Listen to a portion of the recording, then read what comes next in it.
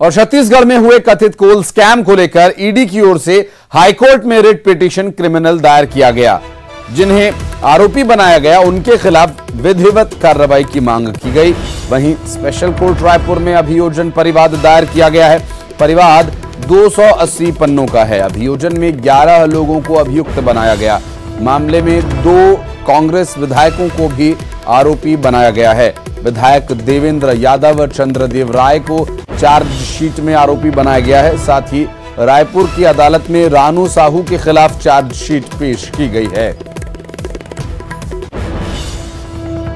जो कोयले वाले स्कैम को अग्रिम जो हमारा इन्वेस्टिगेशन आगे चल रहा था, उस इन्वेस्टिगेशन को आगे बढ़ाते हुए हमने निखिल चंद्राकर और रानू साहू जो कि IAS अधिकारी हैं, उनकी गिरफ्तारी की थी। और गिरफ्तारी करने के बाद आज उनके विरुद्ध हमने उनके और 9 अन्य के विरुद्ध, निखिल चंद्राकर, रानू साहू और 9 अन्य के विरुद्ध एक अभियोजन परिवाद माननीय स्पेशल कोर्ट रायपुर के समक्ष प्रस्तुत किया है। हमारा जो अभियोजन परिवाद है वो लगभग 280 पन्नों का है, लेकिन जो रिलाइड अपॉन डॉक्यूमेंट्स हैं जिनके आधार पर हमने अपना केस को, और इस अभियोजन परिवाद में 11 लोगों को हमने अभियुक्त बनाने के लिए माननीय न्यायालय से प्रार्थना किया है, जिसमें प्रमुख नाम निखिल चंद्राकर, मनीष उपाध्याय, जो कि रानू साहू हैं जो तत्कालीन समय में कोरबा कलेक्टर रही थी। उनके हमने लगभग जो प्रॉपर्टी अटैच करके ऑलरेडी रखी हुई है। और उसमें विधायक हैं 2, देवेंद्र सिंह यादव और चंद्रदेव राय, ये दोनों विधायक हैं। ये भी उसमें प्रमुख अभियुक्तों में हमारी प्रोसिक्यूशन कंप्लेंट में हमने उन्हें शामिल किया है। और टोटल अभियुक्तों की संख्या 11 है। और बिलासपुर से बड़ी खबर, इस वक्त की बड़ी खबर आपको बता दें, रेल यात्रियों की परेशानी एक बार फिर बढ़ गई है। बिलासपुर रायपुर से चलने वाली 4 स्पेशल ट्रेन रद्द कर दी गई हैं। 18 से 23 अगस्त तक 5 दिन के लिए ये ट्रेन रद्द रहेंगी। और ईस्ट कोस्ट रेलवे के संबलपुर रेल मंडल के संबलपुर अंगुल सेक्शन में दोहरीकरण का काम किए जाने के चलते ये ट्रेन रद्द की गई हैं। कुछ ट्रेनों को परिवर्तित मार्ग पर चलाने का भी फैसला लिया गया है।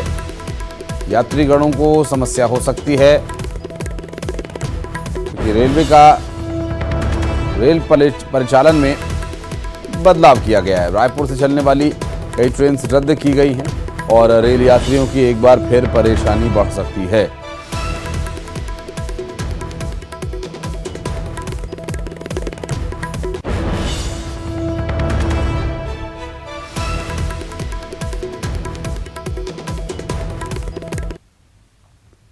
और भोपाल से बड़ी खबर आपको बता दें, भदभदा ब्रिज के पास CNG से भरा एक ट्रक पलट गया। पूरे क्षेत्र में गैस फैल गई। होटल ताज के पास तिराहे पर यह ट्रक पलटा हुआ था और पूरे क्षेत्र में गैस लीक होकर फैल गई। आपको बता दें ये CNG ले जा रहा एक ट्रक पलट गया, जिसकी वजह से गैस लीक होकर पूरे क्षेत्र में फैल गई। और यहां भदभदा ब्रिज के पास CNG से भरा ट्रक पलट जाने के बाद ये दुर्घटना हुई। और इस दुर्घटना में भदभदा ब्रिज के पास CNG से भरा ट्रक पलट गया और गैस लीक यहां पर होने लगी। आप तस्वीरों में देख सकते हैं आखिर कैसे ये दुर्घटना हुई, क्या कुछ कारण इसके पीछे रहा, ये अभी तक स्पष्ट नहीं हो पाया है। भदभदा ब्रिज के पास टैंकर पलट जाने की वजह से गैस लीक हुई। और बलौदाबाजार के कसडोल में ऑटो पार्ट्स की दुकान में आग लगने का मामला सामने आया। आग से लाखों की संपत्ति जलकर राख हो गई। शॉर्ट सर्किट से आग लगने की संभावना है जताई जा रही है। दरअसल लोगों ने फायर ब्रिगेड को इसकी सूचना दी है और इसके बाद मौके पर फायर ब्रिगेड की टीम आग बुझाने के लिए पहुंची और आग से लाखों की संपत्ति के जल जाने की आशंका जताई जा रही है। आपको बता दें कि आग से लाखों की संपत्ति जलकर राख, शॉर्ट सर्किट की वजह से दरअसल ये आग लगी थी। फायर ब्रिगेड की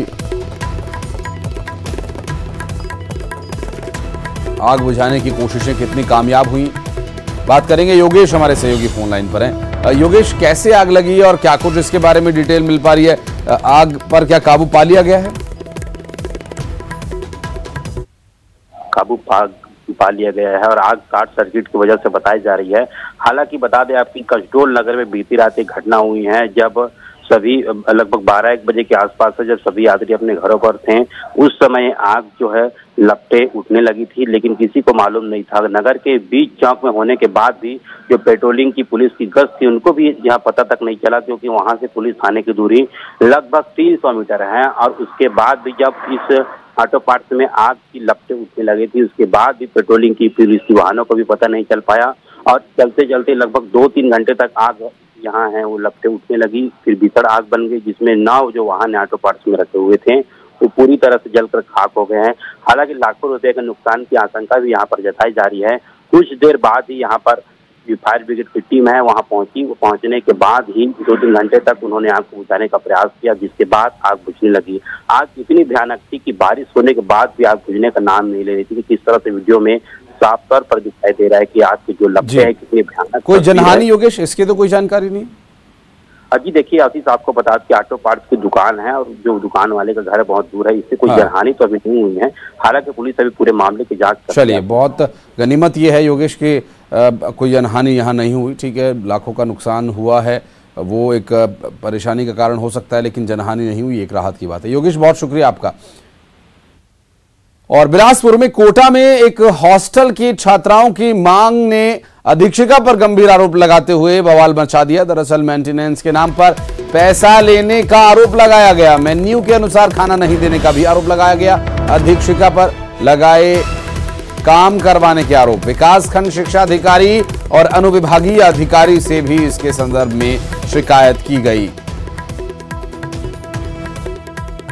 ये हॉस्टल में सुविधा ठीक से नहीं है, हम लोगों को खाना ठीक से नहीं दिया जाता है। वहाँ हम लोग काम करते हैं, एक भी कर्मचारी नहीं है वहाँ काम करने के लिए। हम अपना पढ़ाई छोड़कर नीचे काम करने आते हैं।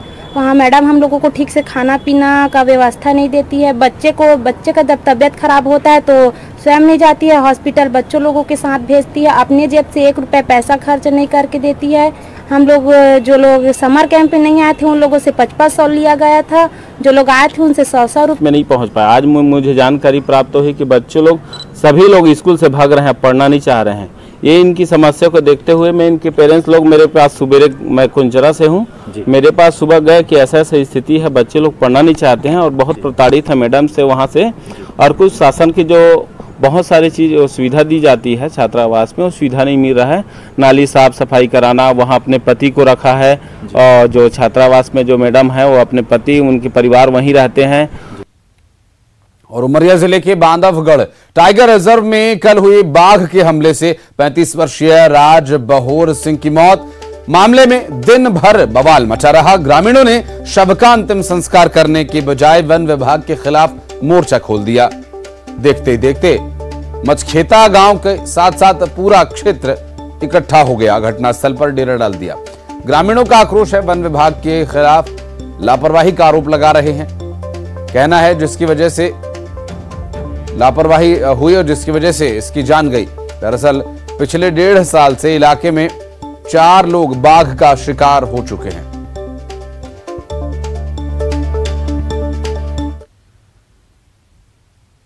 इंदौर में 15 अगस्त की दोपहर में भारतीय जनता युवा मोर्चा की तिरंगा